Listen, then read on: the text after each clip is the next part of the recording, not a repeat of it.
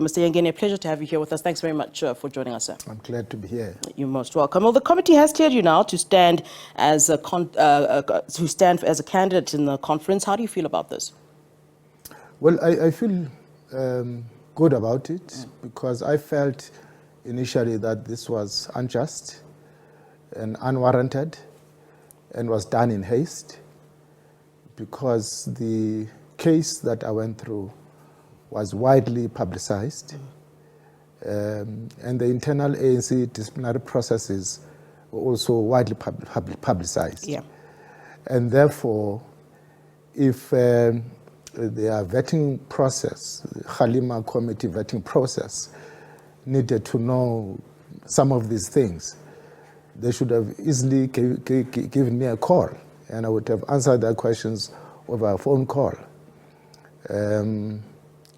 So this drama is, in my view, not only unfair, but it's unwarranted. Yeah. In terms of it being unwarranted, as you say, would you then believe that there was some sort of ulterior motive to all of this? You're calling it a drama. Do you believe there would have been some sort of ulterior motive? I mean, you say that it was sort of done in haste and, you could have been just given a call for you to, clear it. Why would it have been done in haste, as you say? Well, that question will be best answered by them, by Halima and his committee. But I'm appalled by the fact that they didn't do a thorough job in the first instance in verifying and vetting myself. They went public and this thing became very viral on social media. And as you know, social media are platforms that are international. It was big news out there. And I cannot not think that there was an element of someone wanting to embarrass me, somebody wanting to discredit me. Who's that somebody? I don't know who sits in that committee, who does what. And I'm appalled by that, the process that it followed. Clearly, it was not effective, and I expected them to accept wrong in this regard and even to apologize to me.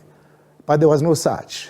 It's as if nothing has happened. Yeah. And well, in the letter to it's business as usual. In the letter to you, they do say, we hope that this will be, resolved amicably. It seems as though there's some sort of an apology to you. You didn't see it in that way in that letter that was drafted to you? No, I did not. I did not. I mean, that last sentence that says as much does not give me any satisfaction. Yeah. I think that my name is now out there as somebody who cannot stand for the ANC leadership because of my record. And yet, long after that case, I stood for the ANC leadership for 3 conferences in succession. And in all 3 conferences, I was re-elected to the leadership. Yeah. So I really do not understand the intention of this whole drama by that committee. I think that that committee's rules must be placed before the national conference, discussed, debated, and concluded. And those rules should not be used for this coming conference. They can be used after they are adopted by conference itself. Because at this rate and the way in which they are doing things, I think that they're going to put that conference into big trouble. Yeah. I want to talk, Mr. Yengeni, about, your appeal to the Integrity Commission after they had said that you had been suspended. What was the gist of your appeal? And as you say, this case was relatively known and it was out there. What did you put forward as, the list of the reasons why you indeed shouldn't be ineligible? Well, it's 2 main reasons, really. The first is that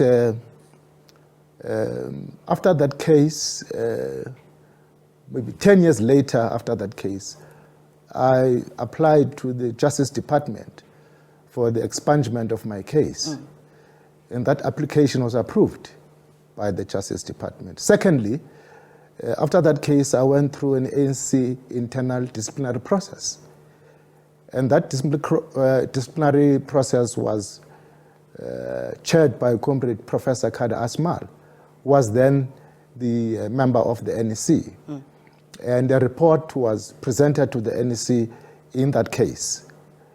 And the NEC adopted and approved that report. And that was the end of the matter in relation to the ANC. And so for them to come back to that case almost 20 years later is just so wrong and so illegal and unconstitutional. And it makes me very angry, actually. Was there a sense from the committee that you would not, appeal this particular decision? I mean, the information that you highlighted, as you say, must have been readily available to them, and they could have easily gotten that information. Is there a sense that they wanted you to sort of go through the process of appealing? I mean, what I'm getting at is there an unfairness in the way that this committee perhaps operates? You talk about the fact that, there might be someone there wanting to embarrass you. I think it's grossly unfair. Not just unfair, grossly unfair. Because this information, they could have gotten it from me through a phone call to say, can you clarify this, that, and the other? I would have easily responded to their questions. But for them to come to a conclusion that I don't qualify to stand for the NEC of the ANC, on the basis of what? Who have they spoken to? Who did conduct this vetting process? How professional is that person? Clearly, this person has not done a good job. Yeah. Do you think this will affect you next week when we sit for the conference? Do you worry that this particular decision, even though you've now clearly been vindicated, but do you think that this will affect you as you go into the conference? The horses have bolted, and the damage is done. Was a number of members of the ANC and delegates in particular got the message that I'm disqualified. Now, to go back and say, no, actually, he's not disqualified, he's now qualified, just a day before conference, I think is very, very, very unfair. Yeah.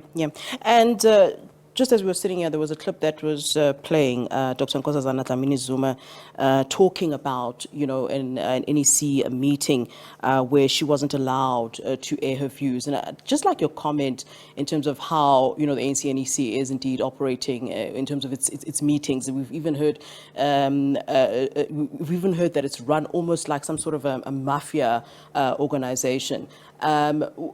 What do you make of her saying that there was a meeting where she couldn't actually air her views in terms of how, she wanted to vote when it came to the independent report on Phala? I assume you were there.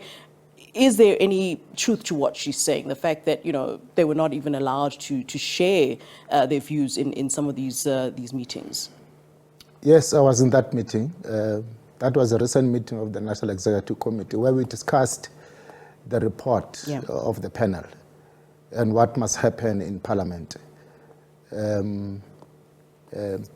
But before I come to that specific issue, historically the ANC for the last 100 years has been able to keep itself together because its decision making was such that things are discussed, they're debated, and eventually you come to a certain conclusion, which is a consensus position that then is being conveyed to the public as the ANC standpoint on any issue.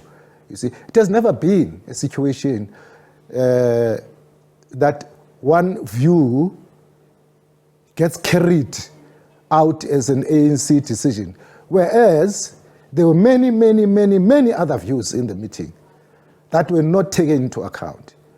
And I think our elders did that deliberately because it then kept the ANC together. There was agreement about the direction the ANC was taking. But this new tendency of having one view being rammed down our throats is very new, as in very alien, and it's unacceptable. And indeed, that day, that meeting was stopped abruptly before it was concluded amicably. Some people were protesting that we have not yet spoken, like Comrade Nkosazana and others. Comrade Zweli Mkhize had not spoken. I think even Comrade Thabo Mbeki had not spoken. But the meeting was closed, even despite the protests. And I was looking at them protesting. They went to the front table, but the meeting was closed. Yeah. Would you say that the ANC currently is in crisis? I mean, you're referring to the past where, you were able to speak in one voice and were able to then give one message then to the public. And now what you're painting a picture to me of is something that is a clear division, that there is some sort of a clear division, and the fact that only one view from that division is being aired out to the public. That paints to a bit of a crisis in the party. Would you agree that the party at this point is at some sort of a conundrum, crisis, whatever the situation is? You see, the point I'm making is simple, is that previous generations before us were much more patient in conducting discussions, debates, and decision-making.